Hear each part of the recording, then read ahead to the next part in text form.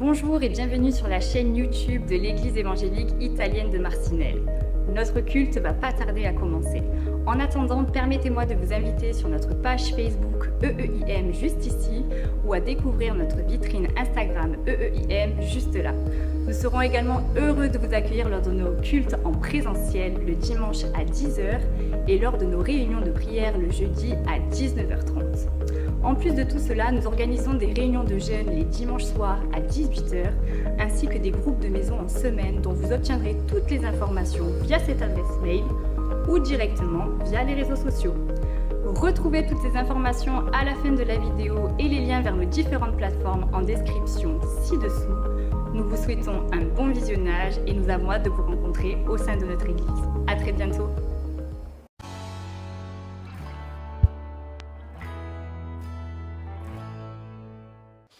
Alors, mon frère Emmanuel Di Pasquale, on peut l'applaudir, ouais, c'est un enfant de l'Église. C'est un enfant de l'Église, et il est né ici, à l'Église, presque. Hein. C'est les quatrième fils du pasteur Di Pasquale, notre pasteur honoraire. Et Manu, quand il parle, hein, quand le pasteur Di Pasquale il dit qu'il y avait un des enfants qui passait en dessous des bancs, qui montait sur les portes, c'est lui, hein, c'est lui, d'accord, les cascadeurs. Hein, et en tout cas, on est heureux de l'avoir. Manu, quand il s'est marié avec Mariana, il a été servir à l'église des Bollés, hein, l'église de son épouse, avec le pasteur Salvatore Sorce. Il est ancien aussi dans l'église. Et il a fait, hein, le Seigneur l'a vraiment guidé ses pas. Il a fait 3 ans de l'école biblique aussi, au CTS. Et ça fait aussi quelques années qu'il est investi à côté aussi de Salvatore dans la prédication, dans l'enseignement. Et il faut quand même que tu viennes un jour. Retour à la source. Hein? Et après plusieurs discussions, après plusieurs dates, après, il est là. Hein? Donc, on va entendre ce que le Seigneur l'a mis dans son cœur. J'ai partagé un petit peu déjà les thèmes hein, que le Seigneur m'a mis à cœur pour cette année, restauration, renouvellement et rafraîchissement. Et il dit, mais voilà, c'est ce que j'ai à cœur. Hein, il va annoncer les titres de son message. Je dis, mais c'est très bien, ça va en rapport aussi, en tout cas, avec ce que nous sommes en train de vivre à l'Église. En tout cas, Manu, que Dieu te bénisse. Manu, c'est difficile pour moi de dire Emmanuel Di Pasquale, mais que Dieu te bénisse et qu'il puisse t'utiliser aujourd'hui hein, puissamment. Amen. Merci beaucoup. 1, 2, 1, 2. Merci beaucoup. Bonjour à tous, frères et sœurs. C'est une joie pour moi d'être ici présent. Comme Enrique l'a si bien dit, j'étais le petit garçon qui passait en dessous des bancs, qui courait un petit peu partout. Et ce temps-là a bien changé. Merci Seigneur. Donc vraiment, je remercie le pasteur Enrique pour son invitation. C'est vrai que ça a été difficile de trouver une date qui pouvait nous arranger tous les deux, mais nous y sommes parvenus. Donc avant que j'oublie, vous avez les salutations de mon pasteur Salvatore Sorce. Le Seigneur bénit également notre assemblée. Nous avons dû acheter un nouveau bâtiment parce que notre assemblée était trop petite. Et donc là, nous sommes dans une phase de travaux où nous espérons pouvoir célébrer le Seigneur très prochainement dans notre nouveau bâtiment. Et donc vraiment, c'est une joie pour moi d'être ici parmi vous et de voir des visages connus, mais aussi des visages qui me sont inconnus. Donc ça veut dire que la famille de Dieu grandit. Et c'est beau. Donc pour ceux qui ne me connaissent pas, donc j'ai grandi ici. Et ce lieu est particulier pour moi parce que c'est ici que j'ai grandi, comme il a été dit. C'est ici que je me suis marié il y a 15 ans. J'étais ici devant avec mon épouse. Et d'ailleurs, elle vous salue. Malheureusement, elle n'a pas pu venir. La petite était malade toute la nuit, donc elle est restée à la maison. Mais donc ce lieu est vraiment particulier pour moi. J'ai également grandi dans la foi ici. J'ai surtout rencontré le Seigneur dans ce lieu. Alors pendant la louange, justement, le Seigneur me mettait à cœur. Il me disait, tu te souviens, il y a plus ou moins 30 ans, c'est ici que j'ai touché ton cœur. Et c'était exactement à cet endroit. Je devais avoir 6-7 ans. Et je me souviens de ce moment parce qu'il a bouleversé ma vie. Et donc je me suis avancé à l'appel ce jour-là. Et dans mon cœur d'enfant, j'ai compris que j'étais pécheur, j'ai compris que je devais donner mon cœur à Jésus. J'ai compris que sans lui, ma vie n'avait aucun sens, alors que j'avais que 6-7 ans. Et j'ai décidé de donner mon cœur à Jésus. J'ai décidé de demander pardon pour mes péchés. Et ensuite, j'ai senti dans mon cœur comme si on déversait sur moi un torrent d'eau, vraiment une grosse quantité d'eau dans mon cœur. Et peu à peu, je sentais mon cœur s'alléger. Je ressentais la joie et la paix dans mon cœur. C'est un épisode de ma vie qui est vraiment resté gravé dans mon cœur, mais dans ma tête aussi. Et j'ai pu constater que le Seigneur a été fidèle et bon jusqu'à présent. Donc aujourd'hui, je m'approche des 40 ans et je vois que le Seigneur est toujours fidèle, toujours bon, toujours là à nous aider dans nos difficultés. Il est là dans notre parcours de vie. S'il a fait quelque chose dans ma vie, dans ce jeune garçon que j'étais, 6-7 ans, je pense qu'il peut le faire dans la vie de chacun de nous, ici présent. Amen. Donc voilà, j'ai grandi dans ce lieu, ma foi a grandi dans ce lieu. Je remercie aussi mes parents qui nous ont toujours poussés à rechercher le Seigneur, mais pas que. Il y a aussi d'autres personnes qui ont contribué au développement de ma foi, notamment les moniteurs et monitrices de l'école du dimanche, n'est-ce pas, Sœur Lucia, hein? On n'était pas toujours des enfants faciles, mais ça a été. Mais elle a contribué au développement de ma foi. Chaque dimanche, elle enseignait, elle et d'autres personnes aussi, elles enseignaient la parole de Dieu. Et ce cœur d'enfant recevait chaque semaine une nourriture spirituelle. Et lorsque j'ai demandé au Seigneur, mais qu'est-ce que tu veux que j'apporte à ton église? J'ai eu cette pensée finalement la foi, c'est quelque chose qui doit être nourri chaque jour. Chaque jour, on a besoin de venir et lire la parole de Dieu, passer un temps avec le Seigneur, et au fur et à mesure, le Seigneur fait son œuvre dans notre cœur, dans notre vie. Et le thème de mon message aujourd'hui, ce matin, c'est au cœur de la tempête que ma foi est éprouvée. Tout simplement parce que la foi elle doit grandir. À un certain moment, malheureusement, dans la vie, nous sommes tous confrontés à des tempêtes, à des difficultés, à des choses qu'on n'a pas envie d'affronter, mais malheureusement, ça fait partie de la vie. Et donc le secret de la foi, c'est qu'il faut faire grandir cette foi dans notre cœur. Alors on connaît bien ce passage dans la Bible qui dit dans Marc 4 où un semeur sort pour semer. Vous connaissez ce passage? Donc la semence tombe le long du chemin, elle tombe dans des endroits pierreux, elle tombe parmi les épines, mais elle tombe aussi dans une bonne terre. Je ne vais pas vous faire un exposé sur une bonne terre, je pense que le pasteur Di Pasquale pourra faire ça très bien. Mais ce qui est important de savoir, c'est que ce cœur est nécessaire, il doit être préparé à recevoir la parole de Dieu.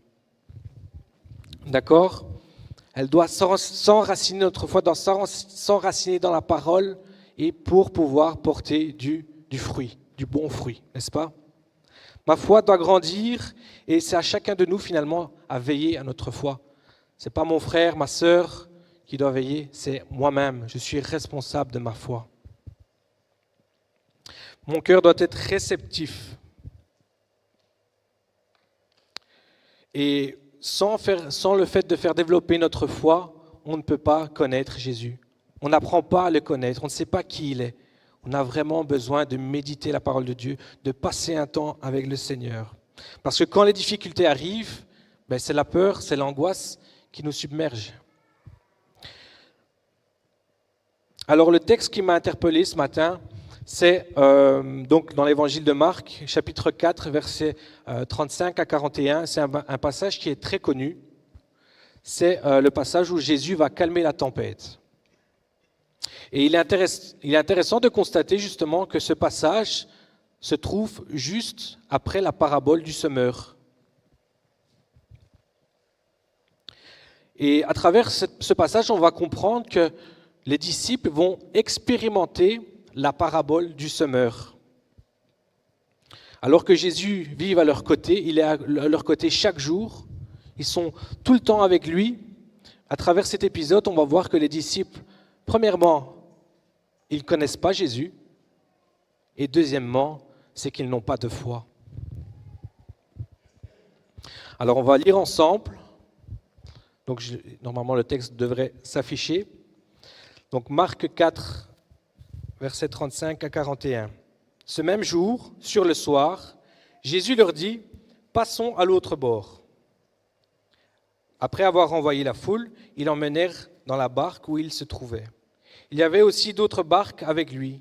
Il s'éleva un grand tourbillon et les flots se jetaient dans la barque, au point qu'elle se remplissait déjà. Et lui, il dormait à la poupe sur le coussin. Ils le réveillèrent et lui dirent, « Maître, ne t'inquiètes-tu pas que nous périssons ?» S'étant réveillé, il menaça le vent et il dit à la mer, « Silence, tais-toi !» Et le vent cessa. Il y eut un grand calme, puis il leur dit, « Pourquoi avez-vous ainsi peur ? Comment n'avez-vous point de foi ?» Ils furent saisis d'une grande frayeur et ils se dirent les uns aux autres, « Quel est donc celui-ci qui obéisse même le vent et la mer ?» Voilà, très beau passage qui est connu, je pense. Et ce matin, mon développement va être basé sur les 3 paroles de Jésus. Donc, il y a peu de paroles de Jésus, mais c'est des paroles qui vont faire toute la différence. Toute l'histoire va prendre une autre tournure grâce aux paroles de Jésus. Donc, la première parole que nous voyons, c'est « Passons à l'autre bord ». Ensuite, Jésus va dire « Silence et tais-toi ». Et troisièmement, « Pourquoi avez-vous ainsi peur ? Comment n'avez-vous point de foi ?» On voit qu'il y a un petit défaut dans mon slide, mais c'est bien 1, 2 et 3. OK ? Donc 3 paroles importantes pour le déroulement de cette histoire. Et les paroles sont importantes, les paroles de Jésus sont importantes. Et chaque jour, Jésus veut nous délivrer des paroles. Il veut avoir un impact dans notre vie. Alors le premier passage, c'est « Passons à l'autre bord ». Jésus est celui qui dirige toutes choses dans cette histoire. C'est lui qui a le leadership, c'est lui qui guide les disciples. Et il va leur demander, voilà, donc on a passé un temps, je vous ai enseigné, maintenant nous allons traverser le lac. C'est lui qui dirige toutes choses. Et c'est comme si Jésus va leur dire, bon, je vous ai enseigné la théorie, je vous ai expliqué la parabole du semeur, maintenant on va passer à la pratique, n'est-ce pas ? Alors c'est toujours facile la théorie, mais la pratique c'est compliqué. Lorsqu'il faut mettre sa foi en action, c'est compliqué. Alors je me suis posé la question, finalement, pourquoi Jésus voulait les faire traverser la mer ? Pour quelle raison ? Tout d'abord, c'est pour amener ses disciples plus loin. D'accord ? Et Jésus désire également nous amener plus loin dans notre confiance en lui. Et le meilleur moyen de connaître quelqu'un, c'est de faire un voyage avec lui, n'est-ce pas ? Et Jésus veut être à nos côtés durant notre voyage terrestre. Parce que je rappelle que nous ne sommes pas ici éternellement. Nous avons une destinée éternelle auprès de Jésus. Ce temps terrestre est un temps limité. Donc Jésus veut nous accompagner durant ce chemin de vie que nous menons ici sur terre. C'est une première raison pourquoi Jésus veut nous faire traverser la mer. Ensuite, il y a un autre point, c'est que Jésus veut que nous atteignions une stabilité. Alors, c'est quoi la stabilité ? Ceux qui font un peu de construction savent que si les fondations de la maison ne sont pas solides, la maison ne tiendra pas. Jésus veut que nous soyons stables, que nous ayons des fondations solides, que nous ne soyons pas des bébés spirituels. Et si on peut retrouver un passage dans Éphésiens 4, 13 qui nous dit « Jusqu'à ce que nous soyons tous parvenus à l'unité de la foi et de la connaissance du Fils de Dieu, à l'état d'homme fait, à la mesure de la stature parfaite de Christ, afin que nous ne soyons plus des enfants flottants et emportés à tout vent de doctrine, par la tromperie des hommes, par leur ruse dans les moyens de séduction, mais qu'en professant la vérité dans la charité, nous croissions à tous égards en celui qui est le chef, Christ. » Jésus désire notre stabilité pour que nous ne soyons pas ballottés par tout vent de doctrine. Aujourd'hui, on entend tellement de choses sur les réseaux sociaux, sur Internet, des nouvelles doctrines, des nouvelles façons de louer le Seigneur, des façons de servir Dieu. Non, le Seigneur nous demande de nous enraciner dans la parole de Dieu afin d'être solides, de ne pas chuter dans notre foi. Hébreux 5, 12, 14 nous dit également « Vous, en effet, qui depuis longtemps devriez être des maîtres, vous avez encore besoin qu'on vous enseigne des premiers rudiments des oracles de Dieu. Vous en êtes venus à avoir besoin de lait et non de nourriture solide. Or, quiconque en est au lait n'a pas l'expérience de la parole de justice, car il est un enfant. Mais la nourriture solide est pour les hommes faits, pour ceux dont le jugement est exercé par l'usage à discerner ce qui est bien et du mal. » Amen. Le Seigneur veut qu'on soit stable, qu'on apprenne à manger une nourriture solide. On a des enfants, des bébés, ils aiment bien boire du lait, mais à un certain moment, il faut passer au solide, n'est-ce pas? Des pâtes, de la viande, etc. C'est la même chose dans notre vie spirituelle. Ensuite, une autre raison pourquoi le Seigneur veut nous amener plus loin, c'est également pour apprendre à maîtriser la gestion de nos émotions. On voit dans ce passage, les disciples ont peur. Et c'est un don que Dieu nous donne à chacun de nous, ces émotions. Mais nous devons apprendre à les gérer. La colère ne doit pas exploser en nous, mais nous devons apprendre à la canaliser. Et cela est possible uniquement à travers la foi en Jésus. Nous devons apprendre à nous laisser guider par le Saint-Esprit pour que ce ne soit pas notre chair qui prenne le dessus. La peur, la colère peuvent détruire notre vie. Et combien on connaît des personnes qui, finalement, toute leur vie, ils ont eu peur. Ils sont restés bloqués, ils sont restés prisonniers de la peur à cause que ces émotions ont pris le dessus sur leur vie. Jésus veut nous accorder la joie et la paix en abondance, frères et sœurs. Amen. Vous êtes toujours avec moi? Oui? Ça va. Autre point aussi que le Seigneur a mis sur mon cœur, c'est que Jésus veut nous faire traverser la mer pour atteindre le miraculeux. Qu'est-ce que ça veut dire, atteindre le miraculeux? Sans la foi, il n'est pas possible de voir les miracles de Dieu.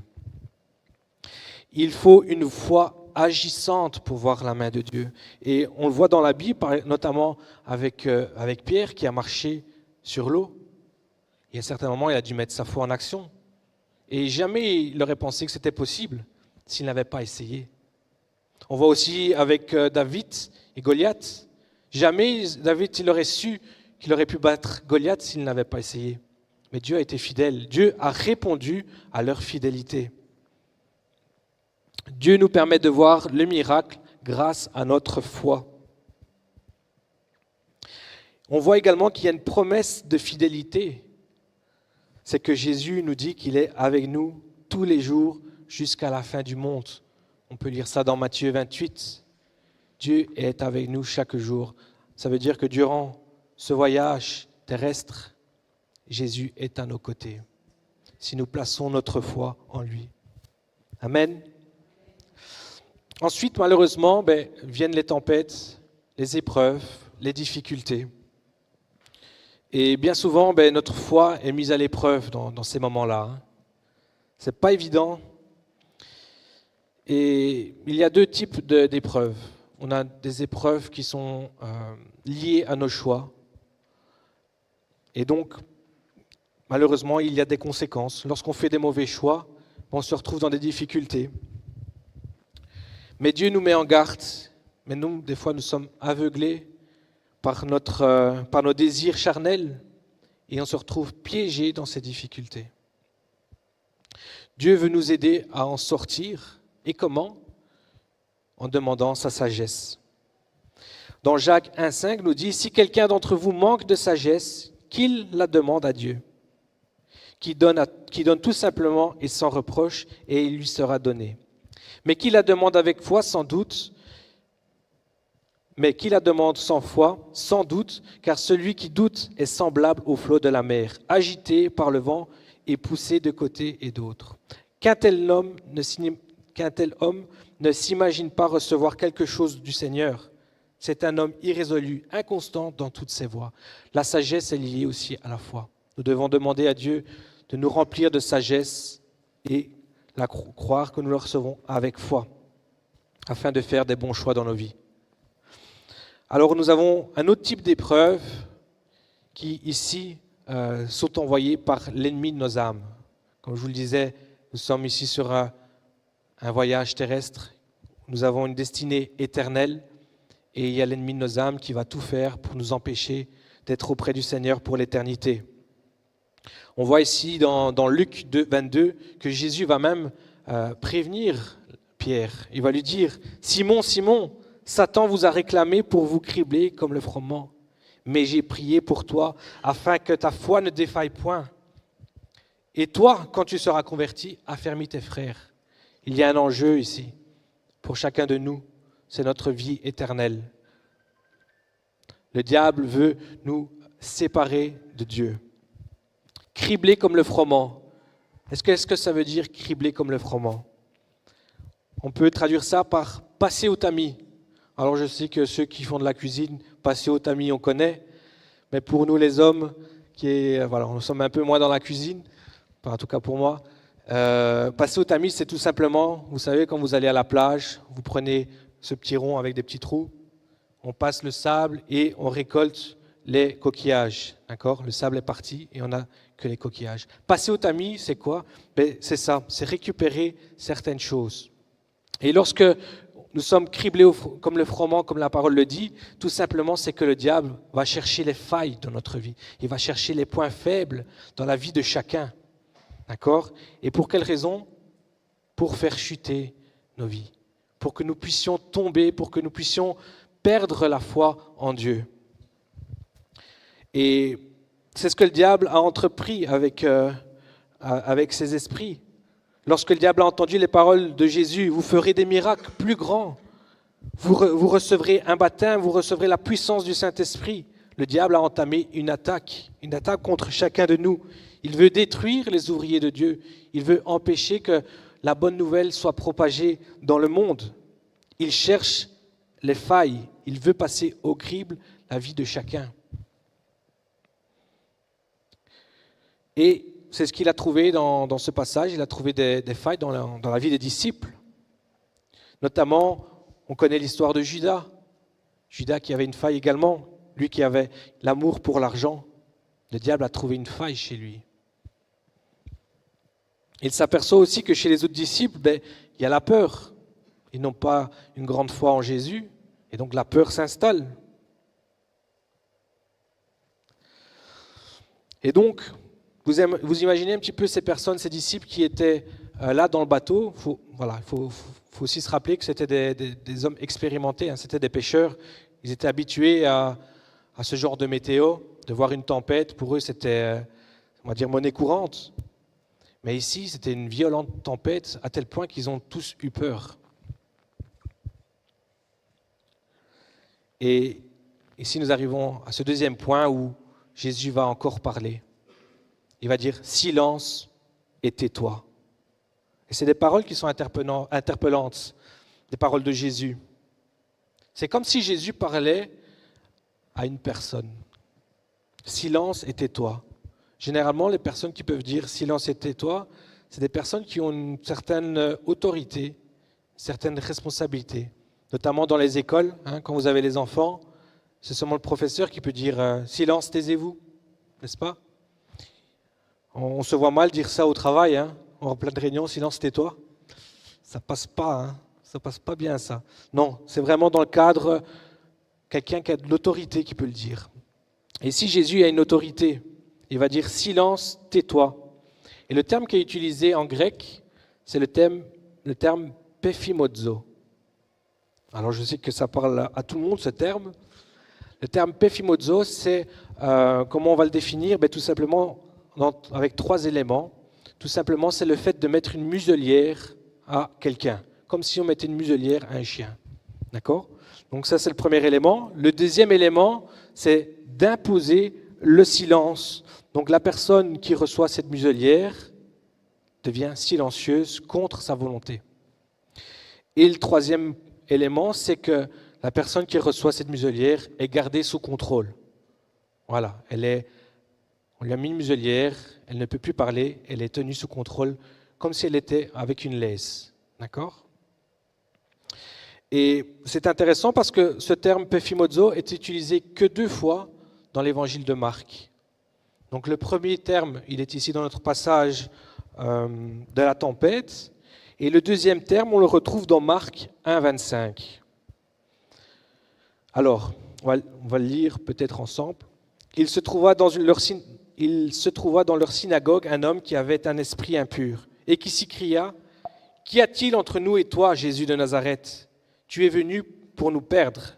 Je sais qui tu es le Saint de Dieu. » Jésus le menaçant, disant : « Tais-toi !»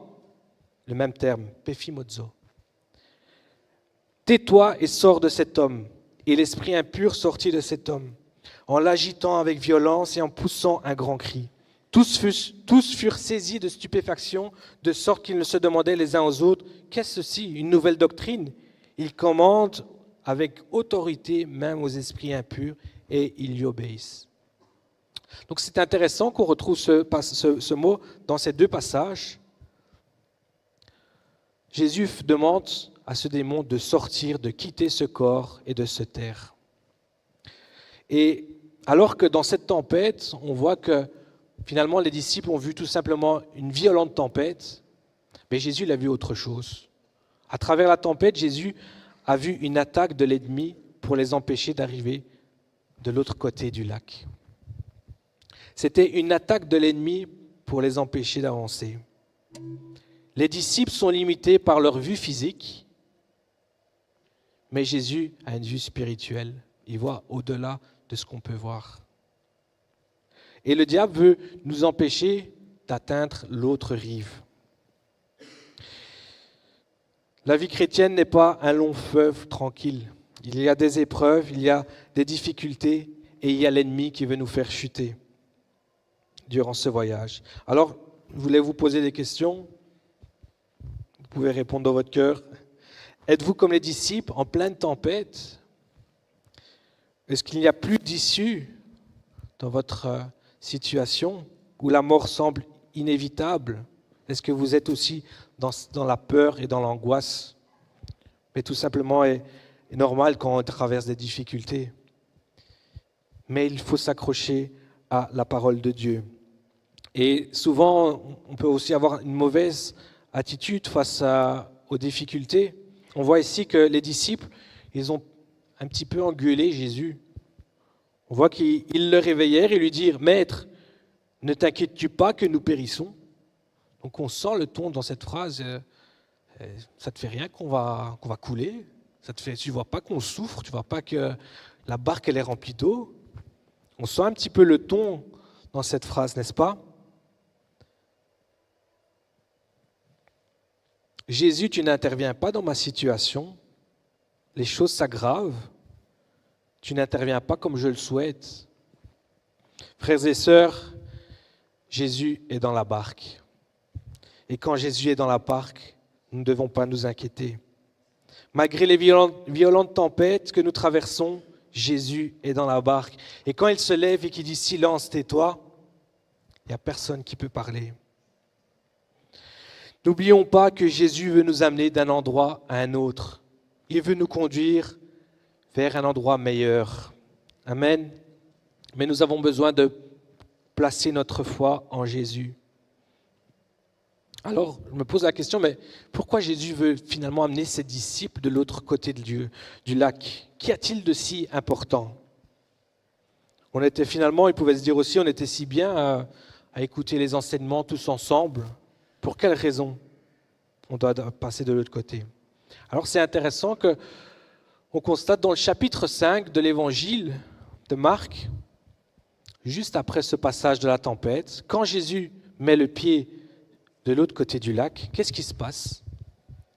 On voit ce passage où Jésus vient libérer une personne qui est possédée, qui pendant des années vivait dans des sépulcres, qui était enchaînée avec des chaînes. Jésus arrive de l'autre côté du lac, la première chose qu'il fait, il libère cette personne. Il rend de l'espoir à cette personne qui était esclave du mal et du péché.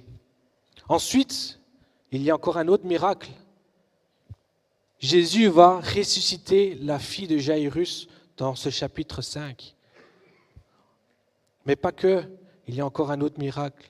Jésus va venir guérir la femme à la perte de sang dans ce chapitre 5.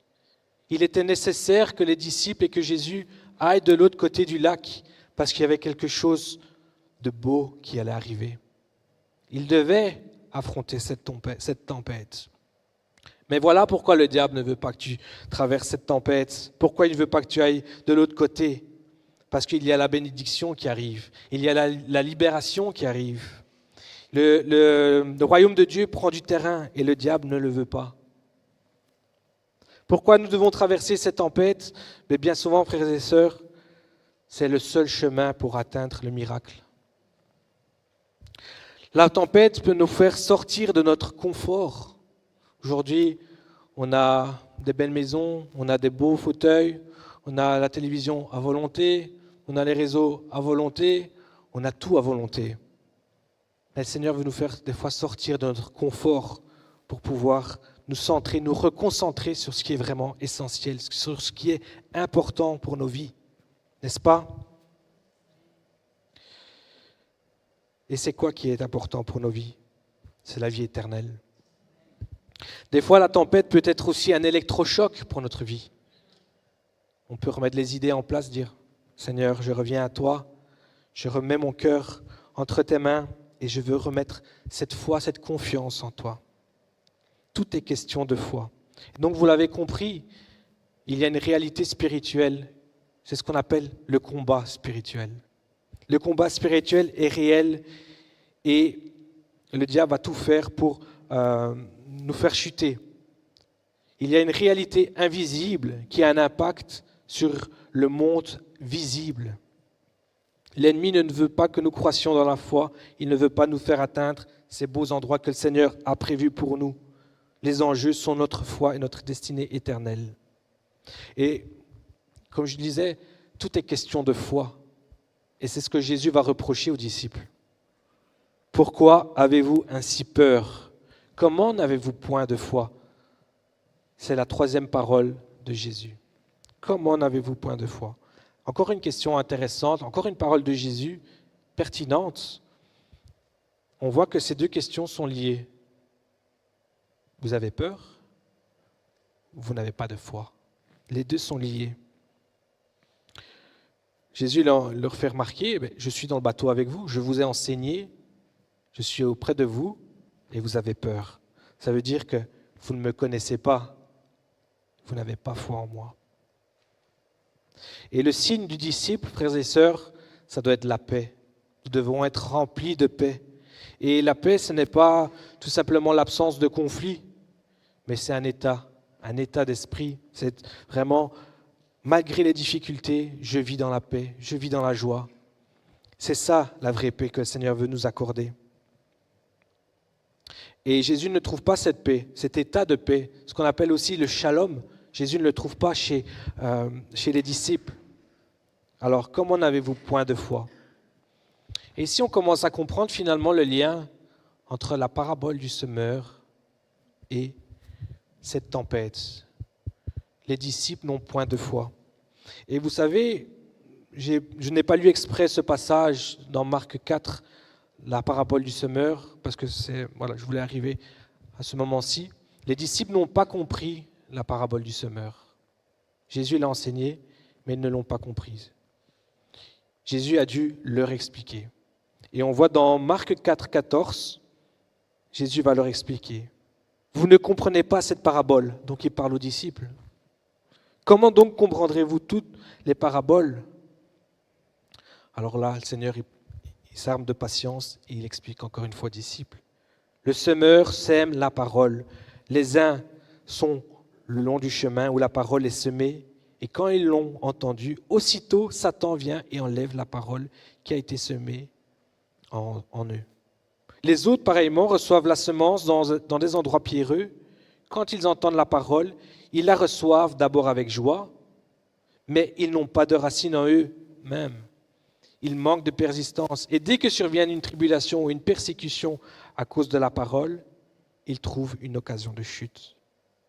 D'autres reçoivent la semence parmi les épines. Ce sont ceux qui entendent la parole, mais en qui les soucis du siècle, la séduction des richesses, l'invasion des autres convoitises étouffent la parole et la rendent infructueuse. D'autres reçoivent la semence dans une bonne terre. Ce sont ceux qui entendent la parole et reçoivent et portent du fruit 30, 60 et 100 pour un. Ici, on est en train de comprendre la parabole du semeur. Les disciples sont en train de l'expérimenter dans cette tempête. Ils n'ont pas fait grandir cette semence qui a été semée dans leur cœur. Ils sont encore des enfants spirituels. Ils sont encore en train de manger du lait pour enfants. Dès que l'épreuve est arrivée, ils ont perdu leurs moyens.